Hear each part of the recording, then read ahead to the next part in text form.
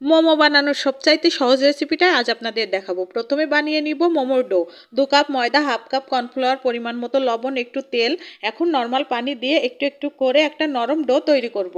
ডোটা একটা ঢাকনা দিয়ে রেস্টে রেখে দিব কিছুক্ষণের জন্য। একটা ব্লিন্ডার জারে 500 গ্রামের মতো মুরগির মাংস নিয়েছি। রসুন, আদা, কাঁচামরিচ দিয়ে 1 চামচ সয়া সস, পরিমাণ মতো লবণ, হাফ চামচ গোলমরিচের গুঁড়া দিয়ে মাংসটাকে কিমা করে নিয়েছি। মাংসটা শিলপাটায় বেটেও কিমা করে নিতে পারেন। এখন 1 কাপ পেঁয়াজ কুচি কিমার সাথে মিশিয়ে নিয়েছি। মোমোর ডো থেকে অর্ধেক ডো নিয়ে পাতলা করে বড় করে একটা রুটি তৈরি করে নিয়েছি। যে কোনো কৌটার মুখ দিয়ে রুটিটাকে কেটে নিতে পারেন, তাহলে মোমোর জন্য ছোট ছোট রুটি পেয়ে যাবেন। ছোট রুটির মাঝখানে 1 চামচ কিমা দিয়ে সহজ একটা মোমোর ভাঁজ দিয়ে নিয়েছি।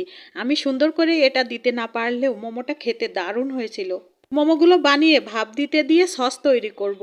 আদা, রসুন কুচি, সাদা তেল কিছুক্ষণ ভেজে টমেটো সসের ভেতরে চিনি ফ্লেক্স দিয়ে তার মধ্যে গরম গরম আদা রসুন ভাজা তেল দিয়ে সস তৈরি করে নিয়েছি। এখন মোমোর উপর সস দিয়ে পরিবেশন করার পালা। আমার বানানো মোমোটা দুর্দান্ত ছিল খেতে। মোমো বানানোর রেসিপিটা আপনাদের কাছে কেমন লেগেছে অবশ্যই জানাবেন, আর বাসায় একবার হলেও ট্রাই করবেন। আল্লাহ হাফেজ।